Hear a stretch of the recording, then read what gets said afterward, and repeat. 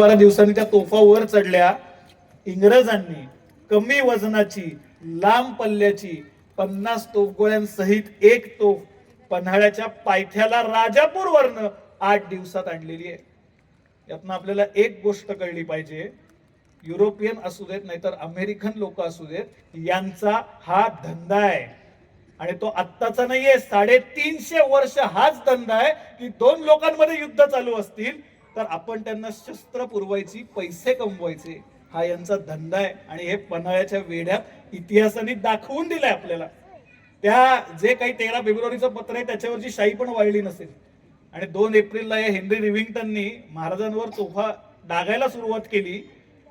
महाराज राजवाड्यात असतील, सदरेवर असतील, पन्हाळ्यामध्ये एक दिवस 3 दरवाजाच्या बाजूने प्रचंड मोठा आवाज झाला आणि महाराजांनी तटबंदीवरनं खाली पाहिलं असेल तेव्हा महाराजांच्या लक्षात आलं असेल या सगळ्या वेढ्याच्या गराड्यात 4 इंग्रज लोक दिसत आहेत, गोरी गोमती, तोफ आली आहे त्यांची आणि पन्हाळ्यावर तोफा टाकतायत, 3 दरवाजाच्या बाजूला तोफा टाकतायत.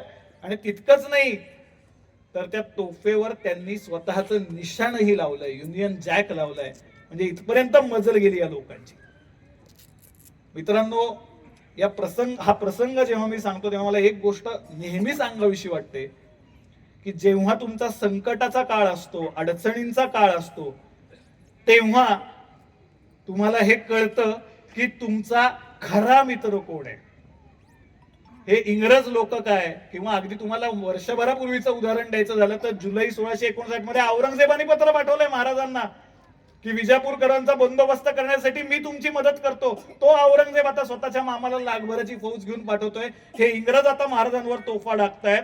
जेव्हा तुम्ही अडचणीत असता तेव्हा तुम्हाला जाणवतं की तुमचा खरा मित्र, अनुयायी, साथीदार कोण आहे. आणि महाराज जेव्हा पन्हाळ्याच्या वेढ्यात अडकले असतील आणि या बातम्या महाराजांना कळाल्या असतील तेव्हा महाराजांना तर हे आधीपासूनच माहिती होतं. महाराजांना एकच गोष्ट माहिती होती की जे लोक स्वराज्याच्या स्थापनेच्या शपथेपासून काहीही आपल्याकडे नसताना आपल्या सोबत आहेत, तीच फक्त आपली लोक आहेत. हे आता आपलं बरं चाललंय म्हणून आपल्या बरोबर आलेली जी लोक आहेत ती आपण कठीण प्रसंगात, अडचणीच्या प्रसंगात सापडलो की पहिले सोडून जाणारे आहेत. आणि महाराजांना हे तेव्हा कळलं होतं, आपल्यालाही हे पदोपदी जाणवतं, आपल्याही आयुष्यात अशी लोक येतात. अशा वेळेला फक्त स्वतःवर विश्वास ठेवावा लागतो, बाकी कोणावरही नाही. आणि जे लोक तुमच्या बरोबर आहेत, तुम्ही कोणीही नसताना ज्यांनी तुमच्यावर विश्वास ठेवलाय तेवढीच तुमची लोक आहेत. पन्हाळ्यावरची 8000 लोक, महाराज स्वतः आणि बाहेर असलेले रितोजीराव पालकर, हीच फक्त आपली लोक होती. बाकी ही सगळी लोक आपलं बरं चाललंय म्हणून आपल्या बरोबर होती. संधी साधू लोक आहेत ही सगळी. अशा वेळेला स्वतः प्रचंड कडखर आणि खंबीर असावं लागतं. लहानपणी मी एक गाणं ऐकलं होतं आणि मला असं वाटतं की लहानपणी आपण गाणी ऐकतो आणि आपल्याला त्याची चाल आवडते म्हणून ऐकतो, म्हणायला छान वाटतं म्हणून ऐकतो. पण जसे जसे आपण मोठे होत जातो तसा तसा लहानपणी ऐकलेल्या गाण्यांचा वेगळा अर्थ आपल्याला कळायला लागतो. त्या गाण्यातल्या काही ओळी फक्त सांगतो, मी गायक नाही, पण कल्पना करा महाराज पन्हाळ्यावर या सगळ्या बातम्या येत आहेत आणि ही सगळी लोक, संधी साधू लोक आपल्याला आता सोडून गेलेली आहेत आणि जे काय करायचं ते आपल्याला करायचंय. ते गाणं असं होतं साधारण, ध्यास एक साधकांतरात ठेव तू, ध्यास एक साधकांतरात ठेव तू, जाण यत्न देव तू, जाण यत्न देव तू. असो ध्रुवा परी तुझी अढळ ध्येय तारका, न थांबता पथावरी उचल पाय साधका. साधनेत आपुल्या मग्न हो सदैव तू,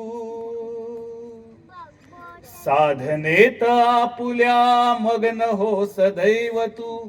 जाण यत्न देव तू, जाण यत्न देव तू. नसेल भोवती कोणी संगती तुझ्या जरी, असेल रात्र काजळी भोवती तुझ्या जरी. अंतरात आपुल्या ध्येय दीप लाव तू, अंतरात आपुल्या ध्येय दीप लाव तू. जाण यत्न देव तू, जाण यत्न देव तू, ध्यास एक साधका अंतरात ठेव तू, ध्यास एक साधका अंतरात ठेव तू, जाण यत्न देव तू, जाण यत्न देव तू. धन्यवाद.